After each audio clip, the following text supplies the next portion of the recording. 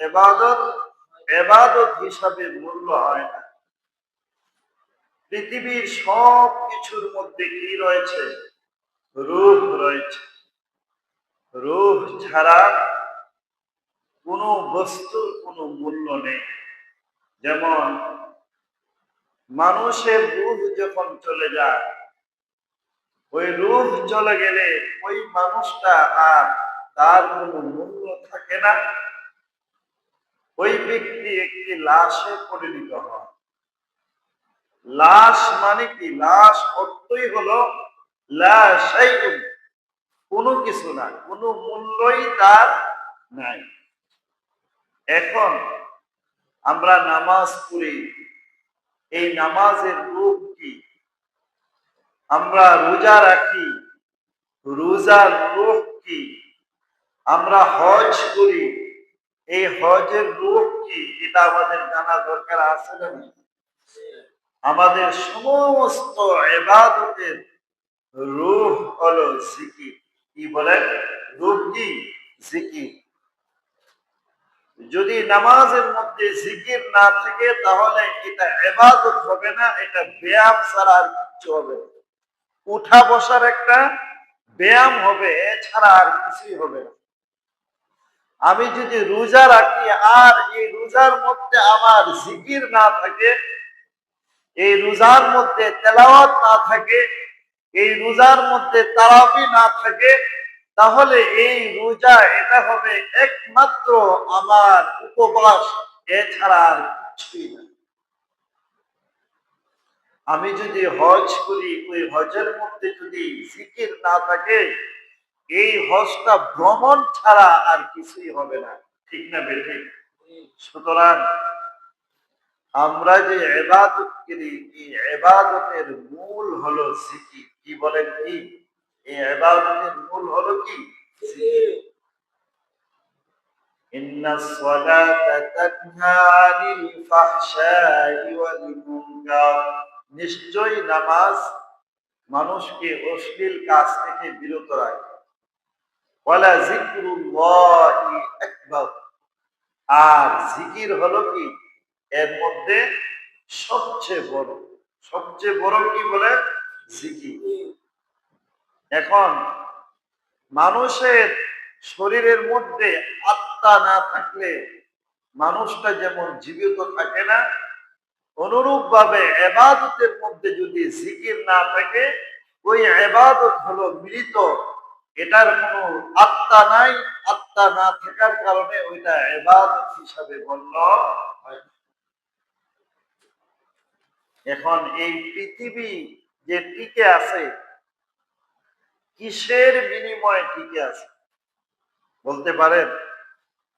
এই পৃথিবী আল্লাহ তাআলা অস্তিত্ব রেখেছেন, পৃথিবী ধ্বংস হয় নাই। এই পৃথিবী ধ্বংস হওয়া থেকে হেফাজত রেখেছে কোন জিনিস? আল্লাহ জিকির। সূরা বলেন সুবহানাল্লাহ। লা তাকুমুস সাআতু হাত্তা ইয়াকুলু আল্লাহ আল্লাহ।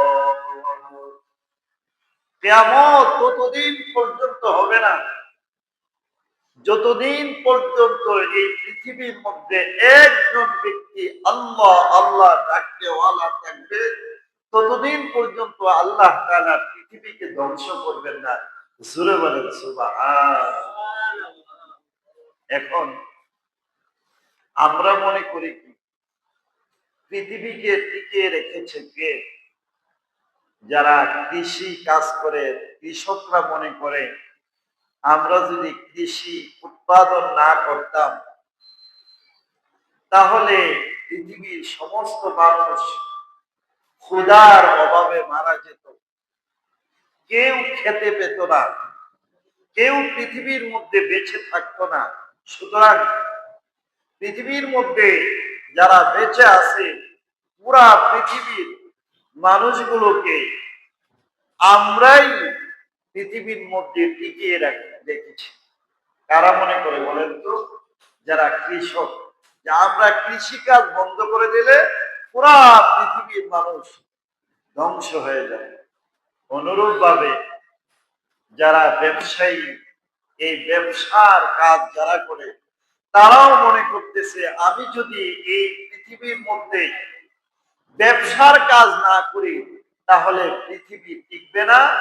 আমরাই এই কৃষি পণ্য এগুলোকে ব্যবসার আকারে মানুষের দ্বার প্রান্তে পৌঁছে দিচ্ছি, যার কারণে আমাদের মতো ব্যবসায়ীরা যদি পৃথিবীতে না থাকে তাহলে পৃথিবীর মানুষ কি হয়ে যাবে? ক্ষুধার্থে তারা পৃথিবীর মধ্যে টিকবে না, পুরা পৃথিবী ব্যবস্থা ধ্বংস হয়ে যাবে। এই পৃথিবীর মধ্যে যারা রাজনীতি করে, রাজনীতিবিদ যারা আছে, তারা মনে করে এই পৃথিবী আমাদের রাজনীতির কারণে পৃথিবী টিকে আছে। কেন মনে করে? যে হে ব্যবসায়ী, হে কৃষক, আমরা যদি রাজনীতি না করে পৃথিবীর ব্যবস্থাপনাকে একটা বিচারের আওতায় না আনতাম, শাসন ব্যবস্থা না করতাম, তাহলে পুরা পৃথিবী ধ্বংস হয়ে যেত। তুমি কৃষক, তোমার জানের নিরাপত্তা থাকতো না। তুমি ব্যবসায়ী, তোমার ব্যবসার কোনো নিরাপত্তা থাকতো না। পৃথিবীর মধ্যে এক ব্যবসায়ী আরেকজনকে খুন করে ফেলতো, এক কৃষক আরেক কৃষককে খুন করে ফেলতো, একজন রাজনীতিবিদ আরেকজনকে মেরে ফেলতো। সুতরাং পৃথিবী টিকে আছে কার দ্বারা? আমরা যারা রাজনীতি করি, আমরাই পৃথিবীকে টিকায় রাখছি। সব ব্যাখ্যাই ভুল। আসলে পৃথিবী টিকে আছে কার দ্বারা?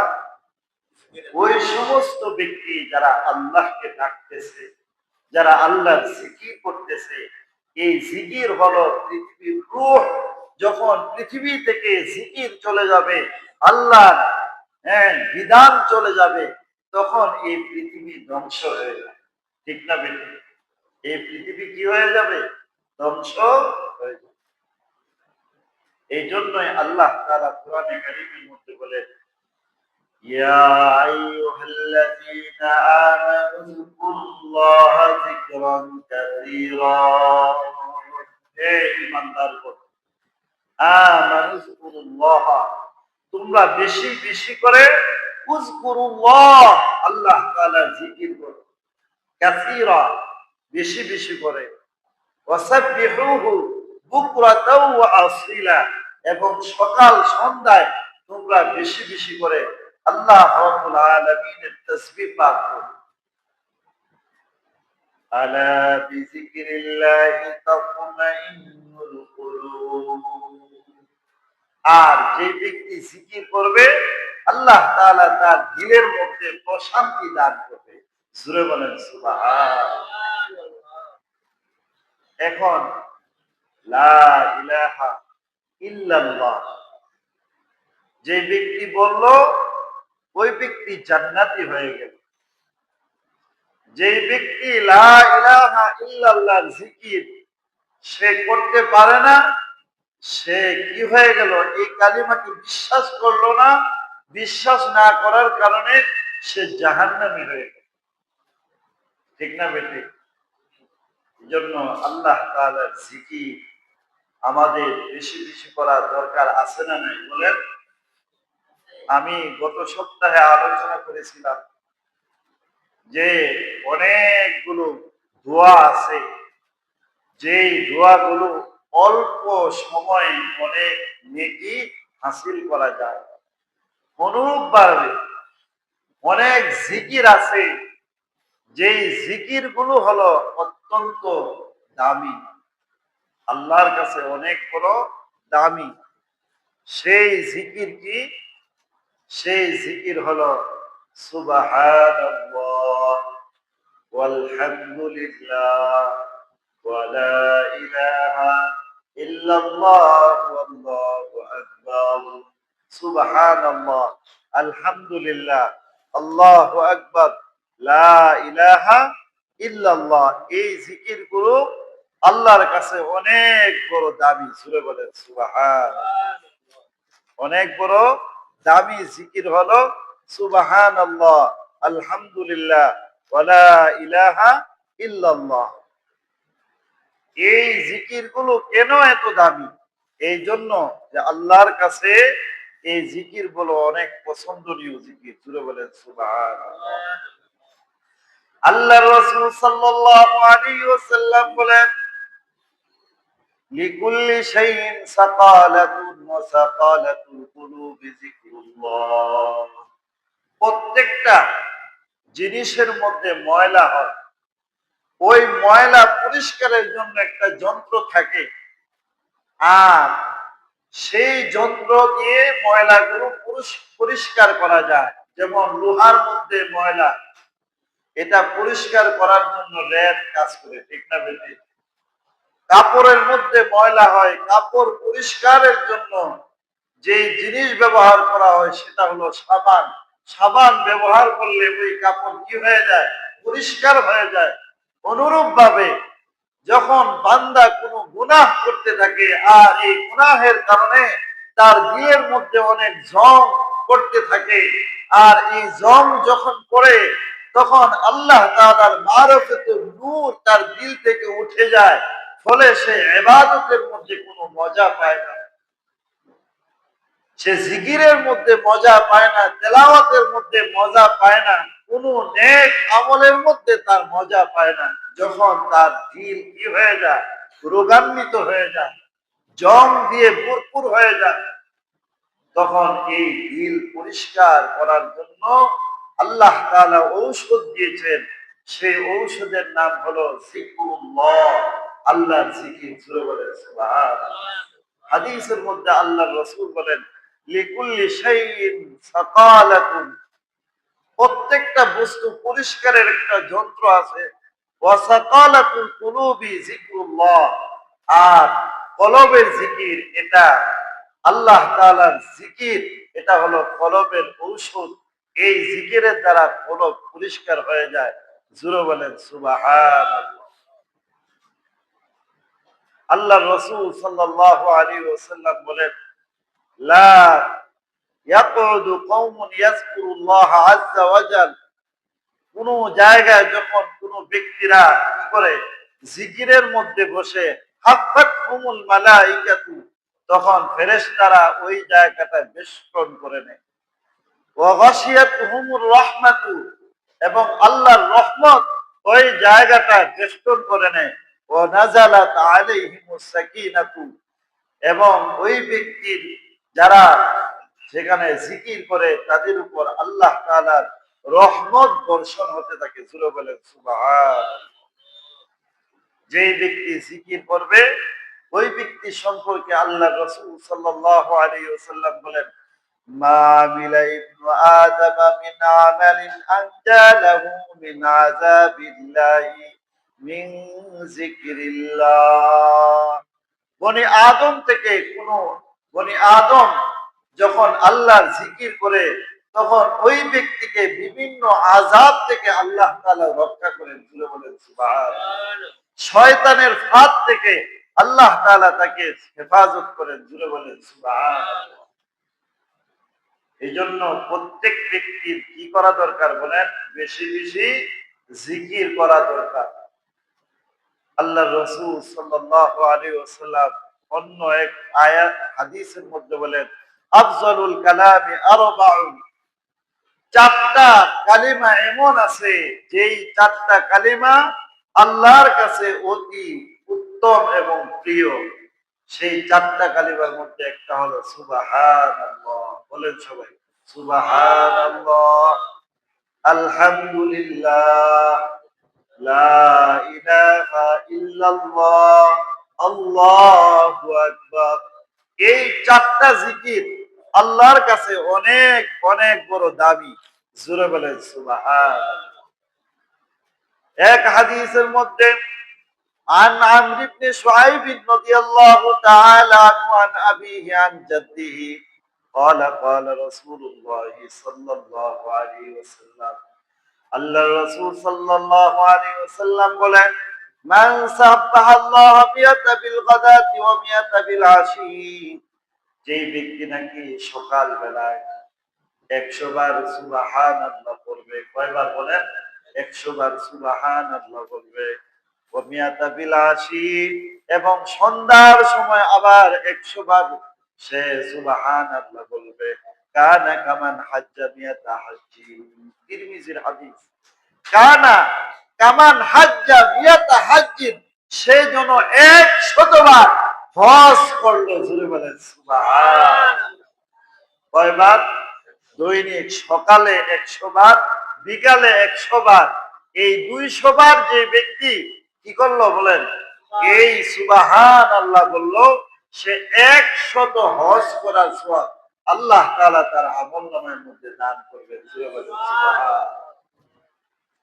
কষ্ট না সহজ বলেন তো? অনেক সহজ আমল। ওমান হাদ্দাল্লাহু মিয়াতা বিল গাদাতি ওমিয়াতা বিল আশি কানা কামান হামালা আলা মিয়াতি ফারসিন। আল্লাহর রাসূল সাল্লাল্লাহু আলাইহি ওয়াসাল্লাম বলেন, যেই ব্যক্তি নাকি 100 বার পড়বে আলহামদুলিল্লাহ, বলেন আলহামদুলিল্লাহ, আলহামদুলিল্লাহ, আল্লাহর রাস্তায় 100 ঘোড়া মাল বুঝাই সহ আল্লাহর রাস্তায় দান করলে যে সওয়াব হয়, আল্লাহর হাবিব বলেন এই পরিমাণ সওয়াব আল্লাহ তাআলা আমলনামায় মধ্যে দান করবে। কতবার? 100 বার সকালবেলা কি কি কি কি আমল বলেন? আলহামদুলিল্লাহ। আর বিকালে কতবার? 100 বার। আচ্ছা বলেন তো দেখি, 100 ঘোড়া মাল বুঝায় সহকারে আল্লাহর রাস্তায় দান করলে, এখানে হাদিসের মধ্যে বলেন কামান হামালা আলা মিয়াতি ফারসিন ফি সাবিলিল্লাহ। কোন সন্দেহ আছে বলেন? আল্লাহর রাসূলের হাদিসের মধ্যে কোন সন্দেহ আছে? আরে বলেন আছে নাকি? সন্দেহ নাই। আল্লাহর রাসূল বললেন 100 ঘোড়া মাল বুঝাই সহ আল্লাহর রাস্তায় জিহাদ করলে অথবা জিহাদের মধ্যে দান করলে যেই পরিমাণ সওয়াব হয়, 100 বার সকাল বিকাল 200 বার আলহামদুলিল্লাহ করলে সেই পরিমাণ সওয়াব আল্লাহ তার আমলনামায় দেন। আর আসতে বলেন সুবহানাল্লাহ। পারবো তো ইনশাআল্লাহ? বলেন আলহামদুলিল্লাহ, আলহামদুলিল্লাহ, আলহামদুলিল্লাহ, আলহামদুলিল্লাহ, আলহামদুলিল্লাহ, আলহামদুলিল্লাহ। এই জিকির সকাল সন্ধ্যা 100 বার। ওমান হাল্লাল্লাহু মিয়াতা বিল গাদাতি ওয়া মিয়াতা বিল আশি লাম ইয়াতি ফি যালিকাল ইয়াউমি আহাদুন বিআকসারি মিম্মা আতা বিহি ইল্লা মান ক্বালা মিসলা যালিক আও যাদা আলা মা ক্বালা। আল্লাহর রাসূল সাল্লাল্লাহু আলাইহি ওয়াসাল্লাম বলেন, সুবহানাল্লাহ আলহামদুলিল্লাহ বলার পর যেই ব্যক্তি নাকি 100 বার কি করবে, লা ইলাহা ইল্লাল্লাহ, আল্লাহু আকবার, কি বলবেন? 100 বার আল্লাহু আকবার বলবেন। কি বলবেন? আল্লাহু আকবার। ওই ব্যক্তির থেকে পৃথিবীর মধ্যে অধিক জিকিরকারী আর কেউ হবে না।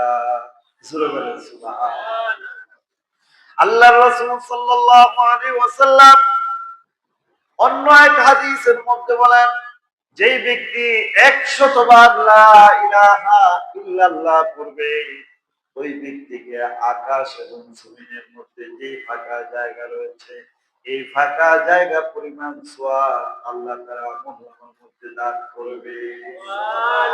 হযরত মূসা আলাইহিস সালাতু ওয়াস সালাম আল্লাহ রাব্বুল আলামিনের নিকট বলেছিলেন, ইয়া আল্লাহ, আমাকে একটা এমন জিকির দেন যেই জিকিরটা আল্লাহ আপনার কাছে অনেক বড় দামি। তখন আল্লাহ রাব্বুল আলামিন হযরত মূসা আলাইহিস সালাতু ওয়াস সালামকে বলেছে, তুমি বেশি বেশি পড়ো লা ইলাহা ইল্লাল্লাহ, লা ইলাহা ইল্লাল্লাহ, লা ইলাহা ইল্লাল্লাহ। হযরত মূসা আলাইহিস সালাতু ওয়াস সালাম আল্লাহকে বলতেছেন, ওগো আল্লাহ, এই জিকির তো সবাই করে। তখন রব্বুল আলামিন বলেন, হে মূসা শুনো, তামাম পৃথিবীর 7 আসমান 7 জমিন যদি এক পাল্লায় রাখা হয়, আর এই লা ইলাহা ইল্লাল্লাহ যদি এক পাল্লায় রাখা হয়, তাহলে তামাম পৃথিবীর 7 আসমান 7 জমিন থেকে এই লা ইলাহা ইল্লাল্লাহর কালিমা বাড়ি হয়ে যাবে। এত দামি জিকির, কি বলেন? লা ইলাহা ইল্লাল্লাহ। কাল কিয়ামতের মাঠে বান্দার আমলনামা যখন ওজন করা হবে, দেখা যাবে ৯৯টা দপ্তর তার আমলনামার, গুনাহের আমলনামা এত বড় হবে, মনে হয় যেন এক একটা আমলনামা পুরা পৃথিবীর সমান। এত বড় বড় ৯৯টা আমলনামা যখন ওজন করা হবে, বান্দা হতাশাগ্রস্ত হয়ে যাবে। তবু আল্লাহ, এত গুনাহ করেছি, এত অপরাধ করেছি, আমি তো জান্নাতে যেতে পারবো না, আমার জন্য জাহান্নাম নিশ্চিত হয়ে গেল। ওই ব্যক্তি যখন নৈরাশ হয়ে যাবে, আমার আল্লাহ রাব্বুল আলামিন ওই বান্দাকে ডেকে বলবেন, ও বান্দা, তোর আমলনামার মধ্যে এই কাগজটা রেখে দে।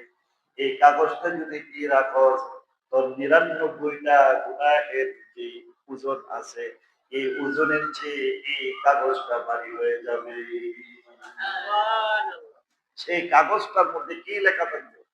লা ইলাহা ইল্লাল্লাহ, লা ইলাহা ইল্লাল্লাহ। সূরা বলেন সুবহানাল্লাহ। সুতরাং এই জিকির দরকার আছে না নাই?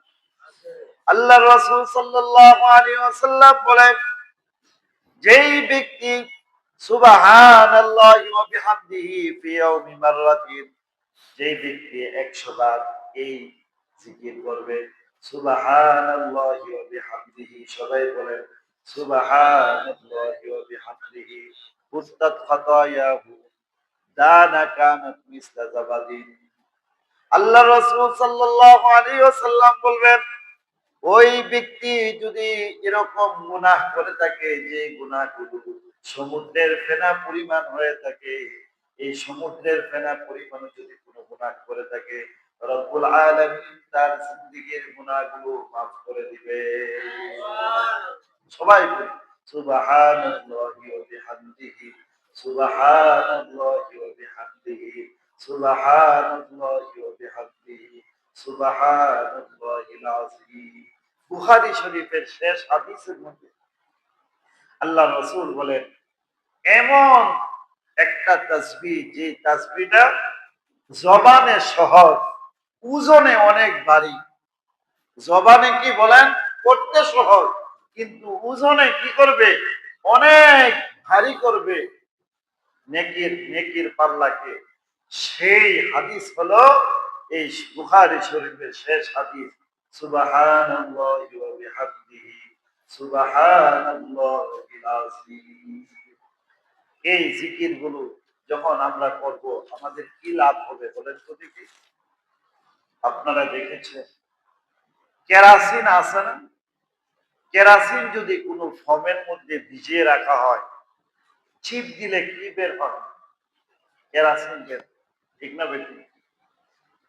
এই ফোমের ভিতরে যখন মধু ঢালা হয়, আর ওই ফর্ম যখন টিপ দেওয়া হয়, তখন ওই ফর্ম থেকে কি বের হয়? ওই ফর্ম থেকেও বের হয় মধু, ঠিক না বেটি? ওই ফর্ম যদি সরিষার তেল রাখা হয়, ওই ফর্মের মধ্যে টিপ দিলে কি বের হবে বলেন? কি বের হবে? সরিষার তেল বের হবে।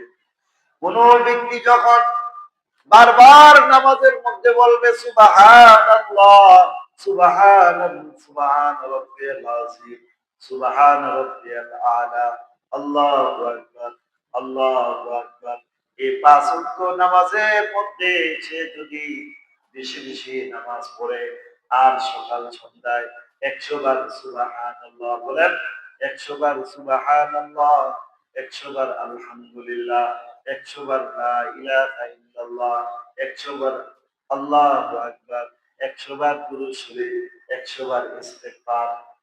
বুঝেন নাই? এতটুক আমলও যদি করে, দেখা যাবে কাল কিয়ামতের মাঠে ওই ব্যক্তির আমলনামার মধ্যে অনেক নেক আমল জমা হয়ে গেছে। সুবহানাল্লাহ।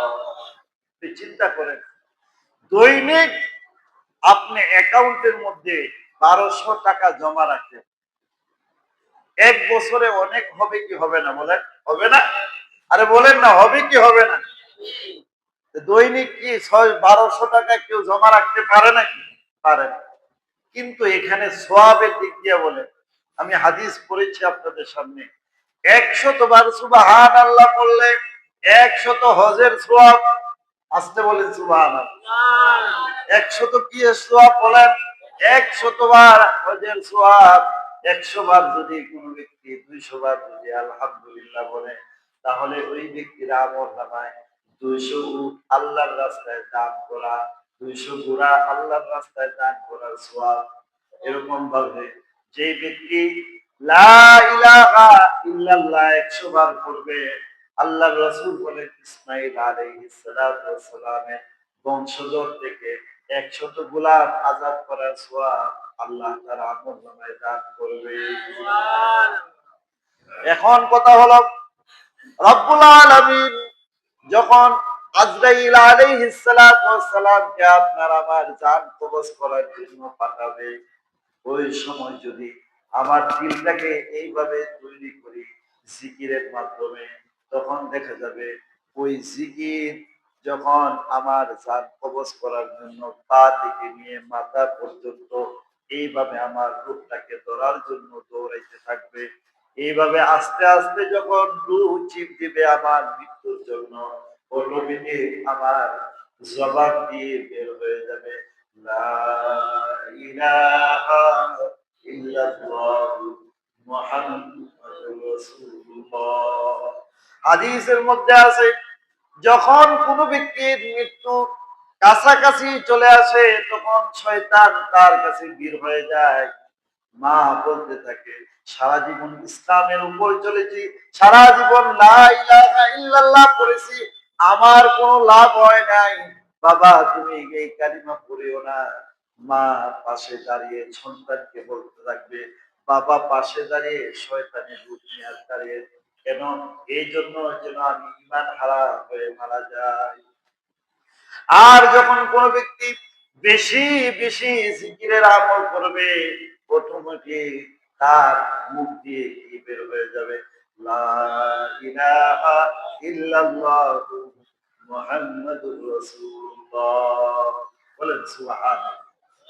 এক ব্যক্তি সিনেমা হলের ব্যবসা করে, বুঝেন নাই? সিনেমা হলের ব্যবসার মধ্যে সে অসুস্থ, মারা যায়, এরকম কঠিন মুহূর্তে সে কি কয় জানেন? Housefull house. বলেন নাউজুবিল্লাহ। কি কয়? Housefull house. হাউস মানে কি? ঘর। ফুল মানে কি? ফিলাপ। মানে তোমার যে ছবি আনছো, এই ছবি এত মানুষ দেখতেছে, সব টিকিট শেষ। তখন তার দিলে আনন্দ লাগে। মারা যাওয়ার সময় আগ মুহূর্তে, কঠিন মুহূর্তে সে কি কয়? Housefull housefull. মানে হাউসফুল হাউস। বলেন নাউজুবিল্লাহ। যে যেই কাজ করে মৃত্যুর সময় তার মুখ দিয়ে ওইটাই বাইরে, ঠিক না বেশি? সুতরাং কোন ব্যক্তি যদি বেশি বেশি করে জিকির করে, আল্লাহ তাআলা মৃত্যুর সময় ওই ব্যক্তির কালিমা নসিব করে দেয়। জুড়ে বলেন সুবহানাল্লাহ। যেই ব্যক্তির আখিরি কালিমা হবে মান ক্বালা লা ইলাহা ইল্লাল্লাহ ইনদাল মাউতি, যেই ব্যক্তি মওতের সময় লা ইলাহা ইল্লাল্লাহ পড়বে, ফাদাখালাল জান্নাহ, আল্লাহর রাসূল বলেন ওই ব্যক্তি বিনা হিসাবে জান্নাত পেয়ে যাবে। লা ইলাহা ইল্লাল্লাহ যেই ব্যক্তি পড়বে, ওই ব্যক্তিকে আল্লাহ তাআলা বিনা হিসাবে জান্নাত দিয়ে দিবেন। সূরা বলেন সুবহান। সুতরাং আমার আপনার জিন্দেগীর মধ্যে জিকির দরকার আছে না নাই বলেন? আমার এই যে কাপড় পরি আমরা, এই কাপড়ও জিকির করি। বলেন হুজুর, কাপড়ের আবার জিকির আছে? আমরা যে পানি দেখি নদীর মধ্যে, ওই পানিগুলো জিকির করে। সূরা বলেন সুবহান। পানির জিকির কখন বন্ধ হয়ে যায়? যখন পানি প্রবাহমান থাকে, আর এই প্রবাহমান পানি একসাথে হয়ে যায়, তখন ওই পানি দুর্গন্ধ হয়ে যায়, ওই পানির জিকির বন্ধ হয়ে যায়। যখন পানি চলতে থাকে ওই পানি জিকির করতে থাকে, আল্লাহ আল্লাহ জিকির করতে থাকে। গাছগুলো আল্লাহ জিকির করতে থাকে। ইউসাব্বিহু লিল্লাহি মা ফিস সামাওয়াতি ওয়া মা ফিল আরদ। আল্লাহ কোরআনের মধ্যে বলতেছে ইউসাব্বিহু লিল্লাহ, আল্লাহ তাআলা জিকির করে। ইউসাব্বিহু লিল্লাহি মা ফিস সামাওয়াতি ওয়া মা ফিল আরদ। আসমান এবং জমিনের মধ্যে যা কিছু আছে সব কিছু আমার আল্লাহর জিকির করে শুরু বলেন সুবহান। গাছ যখন ডালগুলো শুকিয়ে যায় তখন তার জিকির বন্ধ হয়ে যায়। মানুষের শরীরের পোশাক যখন স্বচ্ছ পোশাক পরে পোশাকটা আল্লাহর জিকির করতে থাকে, যখন পোশাক ময়লা হয়ে যায় তখন তার জিকির বন্ধ হয়ে যায়। এই জন্য আমরা মানুষ, আমাদের জিকির যখন আমাদের দিলে থাকবে তখন আমি জীবিত মানুষ, আর যখন আমি মৃত্যু, যখন আমার জিকির থাকবে না আমি হলাম মৃত। যেই কথা দিয়ে আমি শুরু করেছিলাম, আপনার আমার নামাজ তখনই জিকির হবে, নামাজ হবে যখন নামাজের মধ্যে জিকির থাকবে। আকিমিস সালাতা লিজিকরি, আল্লাহ বলেন হে বান্দা তুমি নামাজ পড়ো আমার শরণার্থে, তখনই এটা জিকির হবে। কিন্তু আমার নামাজ যদি আল্লাহ স্মরণ থেকে বিচ্ছিন্ন থাকে, আল্লাহর ধ্যান না থাকে, আল্লাহর জিকির না থাকে, ওইটা আমার নামাজ হবে না। আমার হজ, আমার উঠা বসা ব্যায়াম হবে কিন্তু নামাজ হবে না। আমার হজের মধ্যে যদি আল্লাহর জিকির না থাকে তাহলে এটা হজ হবে না, এটা ভ্রমণ হবে। সুতরাং হজকে ইবাদতে রূপান্তরিত করার জন্য জিকিরের প্রয়োজন আছে না নাই? লাব্বাইক আল্লাহুম্মা লাব্বাইক, লাব্বাইক লা শারীকা লাক লাব্বাইক, ইন্নাল হামদা ওয়ান নি'মাতা লাকা ওয়াল মুলক লা শারীকা লাক। এই কি করব? তালবিয়া করতে হবে, আরো বিভিন্ন জিকির করতে হবে, তখনই ওই কি হবে? হজ আমার ইবাদত। আমার রোজা কখন ইবাদত হবে? যখন এই রোজার মধ্যে জিকির থাকবে, অন্যথায় এই রোজা উপবাস ছাড়া আর কিছুই হবে। এই রোজা উপবাস হবে আর কিছুই হবে না। এই জন্য আমার নামাজ, আমার ইবাদত যেন জিকিরে পরিপূর্ণ হয়। শুধু আমার নামাজের মধ্যে জিকির করলাম, আল্লাহর হুকুম মানা, এটাও জিকির। ব্যবসায়ী সঠিকভাবে ব্যবসা করা, এটা জিকির। রাজনীতিবিদ সে ন্যায় ইনসাফ ভিত্তিক রাজনীতি করলে এটা হলো তার রাজনীতির আত্মা, রাজনীতির রূহ। এই ন্যায় বিচার না থাকলে রূহ থাকবে না, পৃথিবী ধ্বংস হয়ে যাবে। দেশের রাজনীতির যে রাজনীতি, এই রাজনীতি ধ্বংস হয়ে যাবে। সুতরাং রাজনীতির মূল হলো ইনসাফ ভিত্তিক কি করা, হ্যাঁ, বিচার ব্যবস্থা কায়েম করা। ইসলামের ইতিহাসে দেখেন হযরত আলী রাদিয়াল্লাহু তাআলা আনহু, ওনার বর্ম হারায় গেছে, এক ইহুদি এটা দখল করে নিছে। এখন উনি কিন্তু রাষ্ট্রপ্রধান। তখন তিনি বললেন, বিচার বিভাগের মধ্যে আপিল করলেন, আমার একটা লাঠি অমুক ইহুদির কাছে, বুঝাইতে পারছি? তখন ওনাকে বলল যে হে আলী, যদিও আপনি রাষ্ট্রপ্রধান কিন্তু এটা প্রমাণ দিতে হবে এটা যে আপনার লাঠি। তখন বলতেছে আমার ছেলে সাক্ষী আর আমার গোলাম সাক্ষী। বিচার বিভাগের যিনি প্রধান উনি বলতেছেন আপনার ছেলের সাক্ষী গ্রহণযোগ্য না, উনি তো আপনার ছেলে। গোলাম তারটা ঠিক আছে, তবে তার সাথে যেহেতু আরেকজন নাই, কমপক্ষে দুইজন সাক্ষী প্রমাণ দরকার। সুতরাং এই আপনার প্রমাণযোগ্য হয় না। এই লাঠি যেহেতু আপনি কি দিতে পারেন নাই, যথাযোগ্য প্রমাণ দিতে পারেন নাই, সুতরাং এই লাঠি ইহুদি। কার বলেন? ইহুদি। একজন রাষ্ট্রপ্রধান তার পক্ষে কোনো কি পায় নাই, রায় পায় নাই। এবার দেখুন ইহুদি, সে বলতেছে ইসলাম এত সুন্দর ধর্ম, এত সুন্দর ন্যায় বিচার করে, লাঠি আসলে আমার না, এই লাঠি হযরত আলী রাদিয়াল্লাহু তাআলা আনহু। কিন্তু আমি বুঝতে পেরেছি ইসলাম সত্য ধর্ম। আমি যেহেতু প্রমাণ করতে পারে নাই, এই জন্য উনি প্রমাণ করতে না পারায় আমার পক্ষে রায় হয় নাই, সুতরাং এটা সত্য ধর্ম, আমি মুসলমান হয়ে গেলাম। লা ইলাহা ইল্লাল্লাহু মুহাম্মাদুর রাসূলুল্লাহ।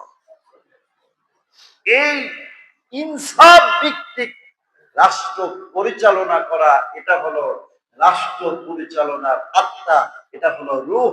যখন এই রূহ না থাকবে, সে ধ্বংস হয়ে যাবে। সরকার অধঃপতন কেন হয়েছে? তার মধ্যে ন্যায় বিচারের রূহ ছিল না, আত্মা ছিল না, ফলে দেখা গেছে বেগে চলে যেতে হয়েছে। এখনো যে রাষ্ট্রপ্রধান, সেও যদি ইনসাফ ভিত্তিক রাষ্ট্রপ্রধান, একদিন না একদিন তার এই আত্মা না থাকার কারণে সে পালাতে বাধ্য হবে, ঠিক না বেটি? এই জন্য বলছিলাম, নামাজের মধ্যে আত্মা হলো জিকির, ব্যবসার মধ্যে আত্মা হলো সঠিকভাবে ব্যবসা করা। আন্না যে কোনো ব্যবসা টিকায় রাখতে পারবে না, ব্যবসা ধ্বংস হয়ে যাবে। কৃষি কাজের মধ্যে আত্মা হলো এটা সুন্দরভাবে কি করা, কৃষির কাজ করা। এরকম প্রত্যেকটা কাজের মধ্যে আল্লাহর হুকুম পালন করা, এটাও কি বলেন, জিকির। নামাজ, এটা জিকির না? জিকিরের মধ্যে সবচেয়ে দামি, সবচেয়ে উত্তম জিকির হলো কি, 5 ওয়াক্ত নামাজ। এই 5 ওয়াক্ত নামাজ যে ব্যক্তি পড়বে, আর এই নামাজের আগে করে বেশি বেশি জিকির করবে, মৃত্যুর সময় আল্লাহ তাআলা তাকে ঈমানের সাথে মৃত্যু দান করবে। আল্লাহ আমাদেরকে বেশি বেশি জিকির করতে পারি। সুবহানাল্লাহ, আলহামদুলিল্লাহ, আল্লাহু আকবার। আল্লাহ আমাদের তৌফিক দান করুন। ওয়া আখির দাওয়ানা আলহামদুলিল্লাহি রাব্বিল আলামিন।